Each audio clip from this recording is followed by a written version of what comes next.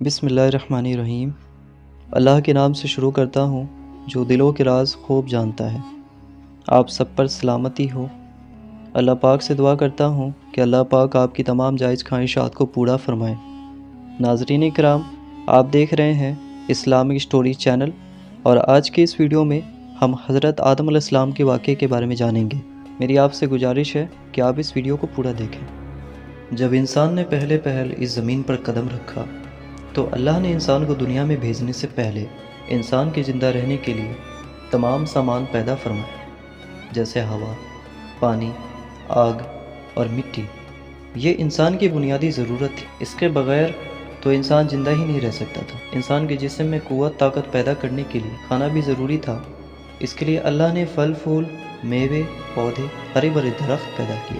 اس کے علاوہ بلند و بالا پہاڑ، رواں دواں گنگناتے ہوئے چشمے، بل کھاتے دریائے، سمندر، چاند، سورج، ستارے، گرج کے ہر وہ چیز جو انسان کی زندہ رہنے کے لیے ضروری تھی پیدا کی۔ ان سب چیزوں کے علاوہ انسان کے آرام اور سہولت کے لیے اور چیزوں کی بھی ضرورت تھی، وہ بھی پیدا فرمائے۔ زمین آسمان کے اندر بے شمار چھپے ہوئے خزانے اور وسائل ہیں، مثلا لوہا، چاندی، تیل، کوئلہ اور گیسیں ہیں۔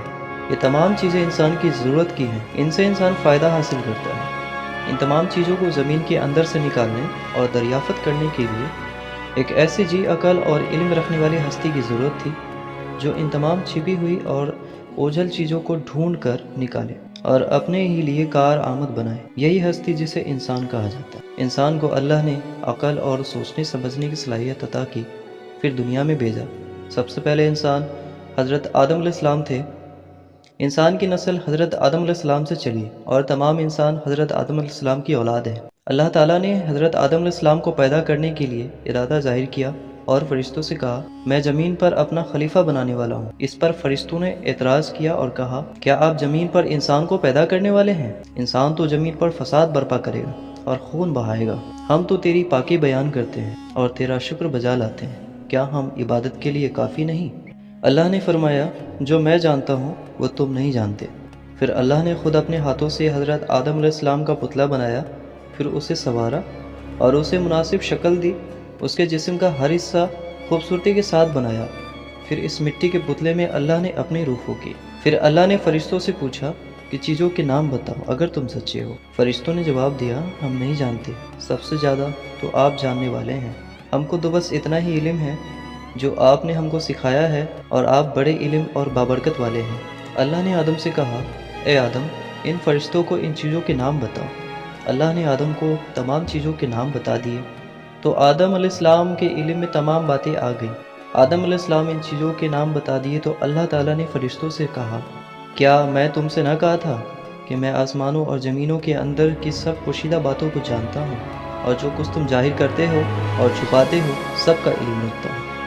اللہ تعالیٰ نے فرشتوں سے کہا کہ آدم کو سجدہ کرو۔ تمام فرشتوں نے آدم کو سجدہ کیا، لیکن ابلیس نے سجدہ کرنے سے انکار کر دیا کیونکہ وہ غرور کرنے والوں میں سے تھا۔ تجھے کس چیز نے سجدہ کرنے سے روکا جبکہ میں نے تجھے حکم دیا تھا؟ اللہ نے پوچھا۔ ابلیس نے کہا کہ آپ نے انسان کو مٹی سے بنایا اور مجھے آگ سے پیدا کیا۔ ابلیس کے معنی مایوس اور نا امید ہونا ہے، اس لیے کہا گیا ہے کہ جو شخص اللہ سے نا امید ہوتا ہے وہ ابلیس کے تابع ہوتا ہے۔ جو لوگ ابلیس اور شیطان کے بہکاوے میں آ جاتے ہیں وہ پست ہمت ہوتے ہیں، جو فرائض ان کے ذمہ ہوتے ہیں وہ ادا نہیں کرتے اور ذلیل خوار ہوتے ہیں۔ جب ابلیس نے سجدہ کرنے سے انکار کیا تو اللہ نے فرمایا، تو آسمان سے اتر، تو نے تکبر کیا اور تو ذلیل خوار ہوا۔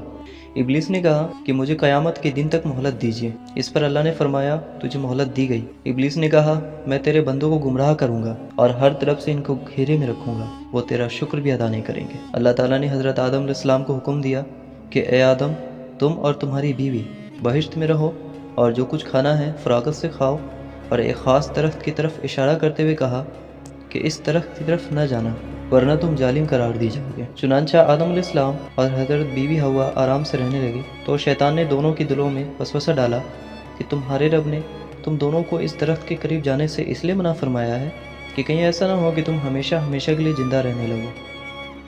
میں تمہارا خیر خواہ ہوں اور تم دونوں کی بھلائی چاہتا ہوں۔ شیطان کے فریب میں آ کر حضرت آدم اور حوا نے درخت کا پھل چکھا تو دونوں بہشتی لباس سے محروم ہو گئے اور ان کے جسم سے بہشت کا لباس اتر گیا۔ دونوں اپنے اوپر جنت کے پتے جوڑ جوڑ کر رکھنے لگے۔ ان کے رب نے ان کو پکارا اور کہا، کیا میں نے تم دونوں کو اس درخت کے قریب جانے سے منع نہیں کیا تھا اور یہ نہ کہا تھا کہ شیطان تمہارا دشمن ہے؟ حضرت آدم اور حوا دونوں سے غلطی ہوئی، انہوں نے اللہ کا حکم نہیں مانا تھا۔ اس غلطی پر دونوں کو بہت سخت ندامت ہوئی۔ آدم علیہ السلام نے اللہ سے معافی کی طلب کی اور دعا کی، اے میرے رب، ہم نے اپنے نفس پر ظلم کیا، اگر آپ ہم پر رحم نہ کریں اور ہماری مغفرت نہ کریں تو ہم نقصان اٹھانے والوں میں ہوں گے۔ آدم اور حوا کو زمین پر اتار دیا گیا اور کہا کہ تم ایک دوسرے کے دشمن رہو گے اور ایک خاص وقت تک تم دونوں کو زمین پر رہنا ہے۔ میری طرف سے کوئی ہدایت آئے تو جو شخص اس ہدایت کو مانے گا پھر نہ تو انہیں کسی بات کا اندیشہ ہوگا نہ کوئی غم۔ جو میری نصیحت سے منہ موڑے گا اس کے لیے دنیا میں زندگی تنگ ہوگی اور قیامت کے روز اس کو اندھا اٹھائیں گے۔ جب حضرت آدم علیہ السلام آسمان سے اتر کر زمین پر آئے تو وہ فرشتوں کی پاکیزہ باتیں سننے سے محروم ہو گئے، اس لیے دل اداس رہنے لگا۔ آپ نے اللہ سے دعا کی اور عرض کیا کہ میں فرشتوں کی صحبت سے محروم ہو گیا ہوں۔ اس پر اللہ نے فرمایا، آپ مکہ معظمہ جائیں، وہاں میرا گھر تعمیر کریں، اس کا طواف کریں اور نماز پڑھیں۔ چنانچہ آپ علیہ السلام جبریل امین کے ساتھ مکہ معظمہ گئے، وہاں کعبہ کی بنیاد رکھی، نماز پڑھی اور طواف کیا۔ حضرت آدم علیہ السلام کے واقعے سے ہمیں سبق ملتا ہے کہ جس کام کو اللہ نے کرنے سے منع فرمایا ہے وہ نہ کریں، جو کام کرنے کا حکم دیا ہے وہی کریں، یہی عبادت ہے۔ عبادت نیکی ہے، نیکی عبادت ہے۔ تو چلیے ملتے ہیں انشاءاللہ پھر اگلے ویڈیو میں، تب تک کے لیے خدا حافظ۔